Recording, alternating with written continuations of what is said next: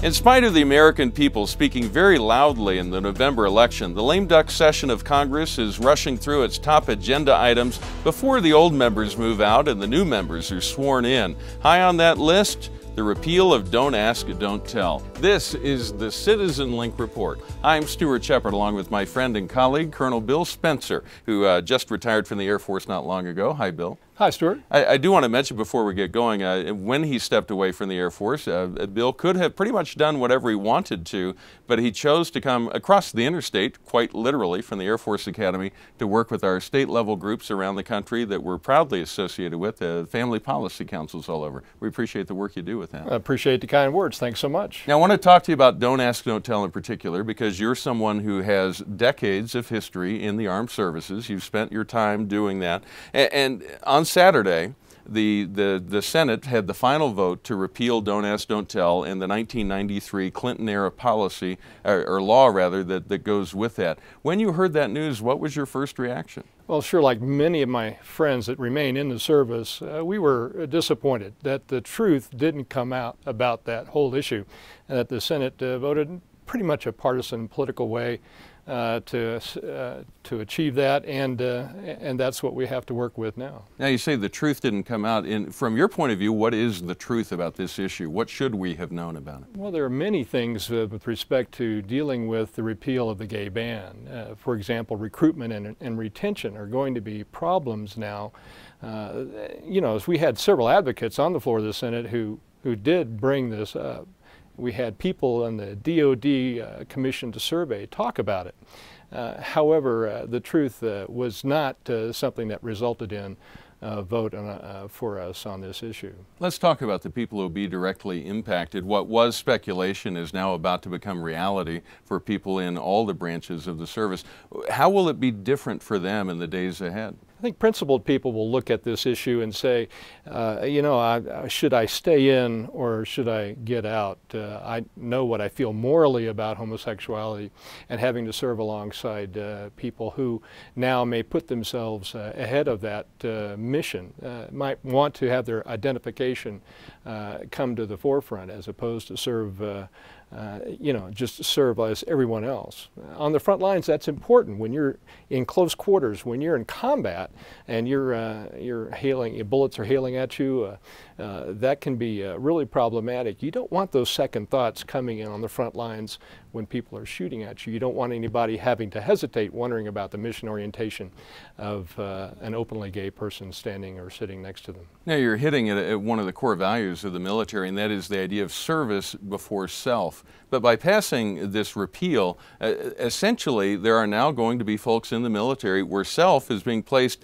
at least slightly ahead of service, that they're being given a little special cover there that they can be open about their homosexuality. How does that change the dynamic in the military? Well, really nothing's changed. Homosexuals have probably already served. I served for nearly 29 years, probably alongside some who were gay, but I just didn't know who they were. They put mission ahead of self.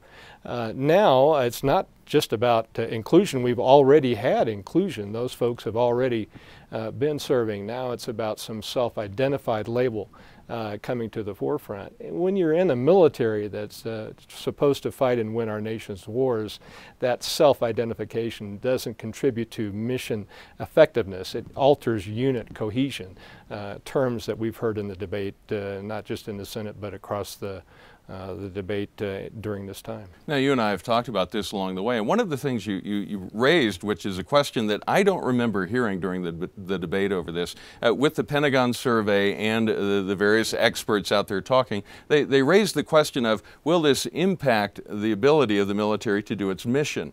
Will this negatively impact it? But you raised an important question, which I think is the bigger question. Will it help the mission? Will this improve the way that the military is tasked to do its mission?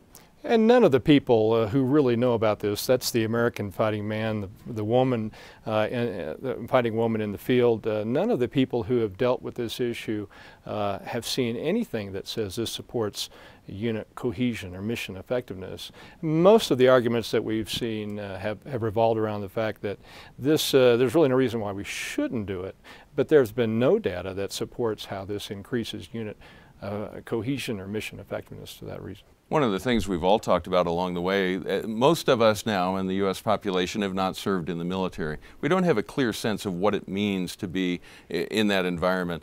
So I think a lot of Americans, when they heard this issue, thought of it as a workplace issue, that this would be like changing the rules at the place where I work. But the military life is very different from working at a corner store. And you hit an important point there, because when you join the military, you may be asked to give your life for your country.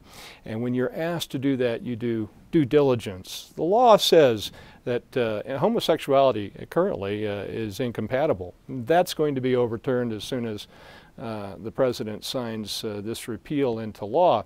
But if you entered the service knowing that you were homosexual and that homosexuality is incompatible with military service, then there really wasn't an issue where you discovered suddenly you were gay. And in the military, it was something that you knew about going in. It was a condition that you agreed to, frankly, when you signed up. The integrity issue, if you will, happened then, not after you were supposedly living a lie. What really troubles me is that that's the argument that Admiral Mullen has come up with for supporting repeal of the Admiral gay ban. Mullen, who is the? He's the chairman of the Joint Chiefs of Staff, the top military officer, a top military member in the United States today.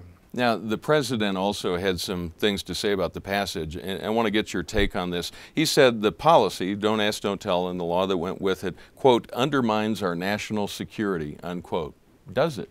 Much of the support that the other side has used has been the attrition of linguists and other critically skilled people who happen to be gay.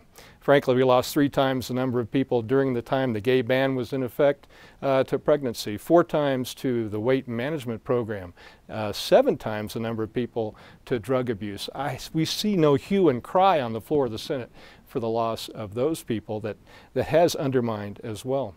But ending the gay ban is not a, how should we say, a retention answer or a recruitment answer. If we have critically skilled career fields, and we do in the military, we need a recruitment answer, something that will help us get those skills and those professions filled with qualified people. Ending the gay ban is not going to be a recruitment or retention answer. One final question for you. This is now a done deal. The President he campaigned on this.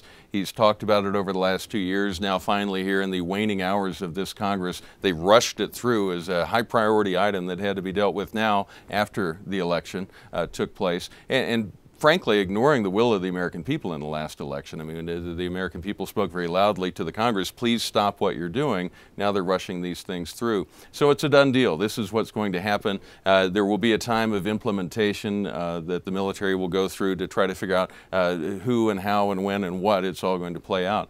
What will it take, in your mind, for the American people to realize this was a true and honest mistake? You know, I think when the American people look at this and look back on it years from now, they'll see that this was opening a Pandora's box of sorts that's hard to change. And only really the opening of a larger Pandora's box is going to fix it. And for military people, that means war and the cataclysm that war brings, the devastation and the loss that brings. Maybe after that, then we'll look back on the decision that we made and find out what's best for our military. How should we field our forces? Who best should fight for us? Are these social constructs important, or should we put people in the field who can fight and win our country's wars? Should that not be the more important construct? I know from emails that we get that there are folks in the military overseas who do watch this video that we do. I'd like to give you a chance to speak directly to them. What would be your encouragement to those who are trying to stay in, trying to move ahead? How would you encourage them at this time? I know you have second thoughts. I know you are thinking, am I a patriot without a country? Do I not have to deal with this now while bullets are flying my way? I know you're thinking about what you should do as far as what's best for you and for your family. Pray about it. Give it some credible thought. Understand that the decision you make does matter. It matters to the country and the military as a whole. I think, Stuart, that a number of people will make that decision to leave. It may be on an order of magnitude greater than those we lost who were gay during the time of the gay ban. These people will leave slowly, quietly at their next available opportunity. Their active duty service commitment date is up, or their date estimated return overseas is up, and it's time for them to make a decision should they stay with the military or not. And typically not make a big deal out of it. They'll just slip it. And it will be hard to track this number of people, and whether the Pentagon would release that, I don't know.